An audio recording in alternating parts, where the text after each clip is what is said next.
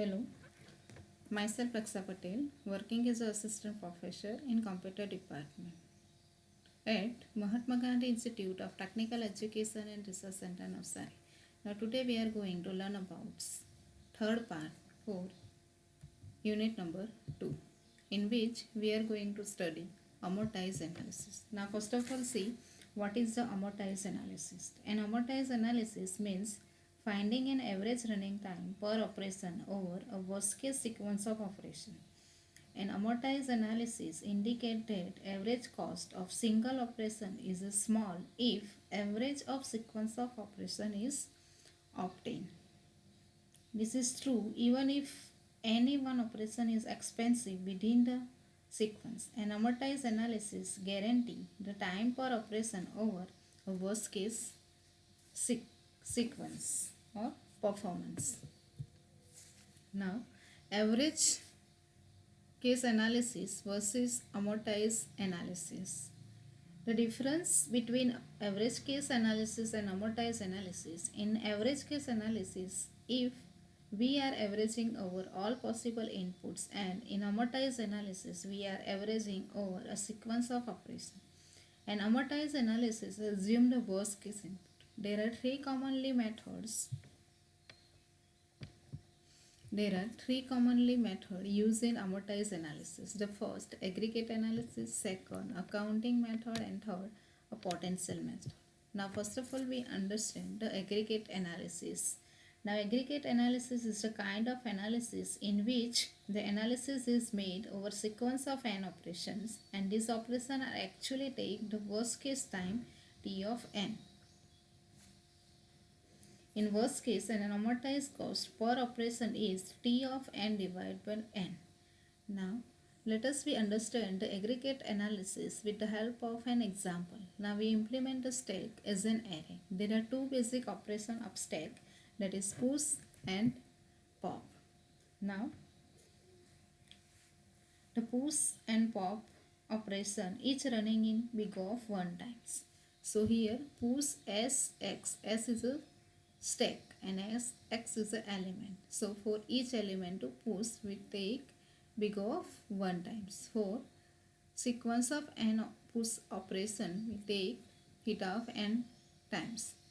Same pop operation, for pop each element which take big of 1 time. So pop sequence of n operation take hit of n times. Now next, that is multi-pop operation, which k top object will be removed from the stack. Worst case cost for multi-pop is order of n when the size of stack is most n. Now, so in the aggregate analysis, the total number of pop is equal to total number of push. The aggregate analysis suggests to define the amortized cost to be an average cost. Hence, an average cost in amortized analysis is nothing but average cost of operation is order of n.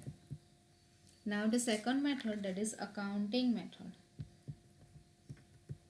Now in accounting method is based on the charges that assigned to each operation. The idea behind the accounting method is first assign the charges to different operation. The amount of charges is called amortized cost. Then there is the actual cost of each operation. The amortized cost can be more or less than the actual cost. If the amortized cost is greater than actual cost, the difference is saved in a specific object is called credits. When the particular operations, the amortized cost is less than actual cost, the stored credit are utilized. So, the amortized cost is equal to actual cost plus credits, maybe either deposit or use. In aggregate analysis, it is not necessary to have an amortized cost to each operation, but in accounting method, each operation must have some amortized cost. Let Ci be the actual cost of ith operation in the sequence, and Ci dash be the amortized cost of ith operation in the sequence. So, summation of I equal to 1 to n, Ci dash, that is the amortized cost, is greater than or equal to actual cost, then the credit are stored in credit object. Now we implement the account method with the help of example of stack. The first assign some charges to the each stack. So push we take 1 rupees and pop will take 1 rupees. Multi-pop take minimum of ST and K, where ST is the stack size and K is the number of multi-pop. So these are, here we mentioned the cost for push and pop is the actual cost. Now we assign the cost for amortize. Here for push operation we assign 2 rupees charges and for pop we assign 0 rupees. So multi-pop is equal to 0 rupees. So we here analyze the difference between the actual cost and amortized cost. So push operation the actual cost is 1, where for amortized cost the actual push for amortized cost of push operation is 2. Here the amortized cost is greater than actual cost. So credit is stored in credit object. So pop is actual cost is 1 for pop operation and amortized cost is 0. So here the amortized cost is less than CI days. So for multiple pop operation minimum of stack and K is the element. So here the amortized cost is 0. Hence the total amortized cost of an on n push item, the pop and multi-pop is order of n. So average amortized cost of each operation is order of n divided by n is equal to 1. Now the third method is a potential method.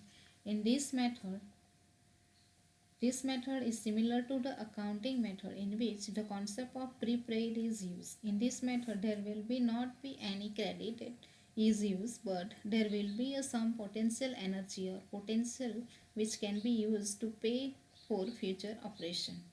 Instead of associating a potential with a specific object, it is associated with the data structure as a whole. The working of potential method is as follows. Let D0 be the initial data structure. Hence, for n operation, D0, D1, D2, Dn, D2 up to Dn will be the data structure, and C1, C2 up to the Cn be the actual cost. Let phi be the potential function. Here phi is the potential function which is real number. Phi of di is called the potential of di. Let Ci dash, that is the amortized cost of I operation. So Ci dash is equal to Ci plus phi of di minus phi of di minus 1. Where phi is the potential function. So here phi of di minus phi of di minus 1 is a potential charge. So here we define it for I equal to 1 to n. Now if phi of dn is greater or equal to phi of d0, then the amortized cost is upper bound of an actual cost. For any sequence of operation, we do not know the exact number of operation. Hence, it required to have a phi of di is greater or equal to phi of d0 for any value of I. If let phi of d0 is equal to 0, so phi of di is greater or equal to 0 for all I. If the potential charge is positive, then amortized cost is overcharged and the potential of data structure is increases. If the potential charge is negative, then the amortized cost is uncharged, means discharge the potential to pay actual cost. Now here we implement the potential method with the help of stack operation. There are two operations, push and pop. So the actual cost for push operation is 1 and for pop operation is 1, and for multi-pop minimum of S and K. Here for potential structure, that is phi of di minus phi of di minus 1. For push operation, S plus 1 minus S is equal to 1. S plus 1 means inserting one item to the existing stack of size S. So for push operation, it is the potential charge is 1. For pop, it is 1. S minus 1 means popping of one item from the stack of size S.